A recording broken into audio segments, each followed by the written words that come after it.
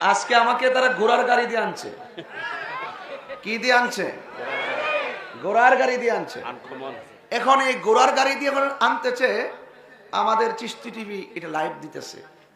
তা আমি আবার ঘোড়ার গাড়িতে বসে দেখতেছি কিছু কিছু লোক মন্দচারী বলতেছে এগুলা জায়েজ না, এগুলা কি সংস্কৃতি, এগুলা উচিত না, আরো কত কিছু দেখবো।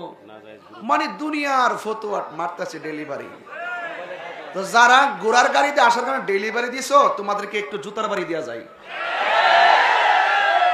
কথা বলেন ঠিক না বেঠিক? প্রথমে একটু বাঁশ দেওয়া যায়, নাইলে সকালবেলা ঠাস ঠাস আওয়াজ হইতো না, নাইলে আবার আপনাদেরকে বিভ্রান্ত করবে যে এগুলো কোথায় পাইছে। কথা বলেন ঠিক না বেঠিক? আগে আমার জায়গা আমি ক্লিয়ার করে দেওয়া যায়।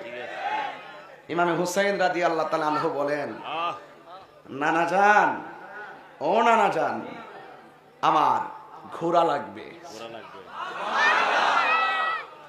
মওলা আলী রাদিয়াল্লাহু তাআলা আনহু, যার প্রথম খাবার হলো রাসূল করিম সাল্লাল্লাহু আলাইহি সাল্লামের থুতু মুবারক, যার প্রথম দেখা হলো রাসূল করিম সাল্লাল্লাহু আলাইহি সাল্লামের চেহারা মুবারক, যার প্রথম স্লোগান হলো ইয়া রাসূলুল্লাহ। যুদ্ধের মাঠে যখন যেতেন গরু নিয়ে যেতেন না, ঘোড়া নিয়ে যেতেন। এটা একটা বীরত্বের প্রতীকের মতো। ঘোড়া ধরতে পারে, ঘোড়া মালিককে পিঠের মধ্যে রেখে গায়ের মধ্যে তীর নিতে পারে। কথা বলেন ঠিক কিনা বলেন? তো সুতরাং জিহাদের ময়দানের একটি আবির্জাত্য বাহন ছিল ঘোড়া। কথা বলেন ঠিক না বেঠে? আজকে ফতোয়া দেয়, তো এই জন্য আমি কি এই গাড়ি দিয়ে এসে কি ভুল করেছি?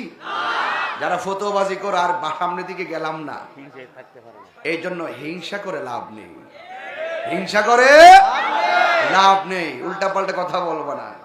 আমি দেখেছি কমেন্টস গুলো, তোমাদেরকে কিন্তু আমরা চিনি, আমি ভালো করে চিনি।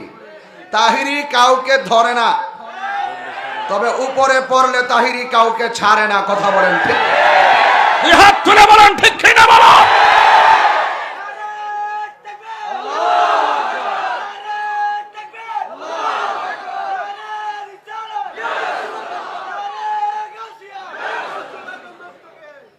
সবাই জোরে করে আল্লাহু আকবার, জোরে বলেন ইয়া রাসূলুল্লাহ। তো যুদ্ধের ময়দানে ঘোড়া আছে না নাই? দুলদুল ঘোড়া আছে না নাই? কারবালার জমিনে ঘোড়া ছিল কি ছিল না? সেই ঘোড়ায় তীর লেগেছে কি লাগে নাই?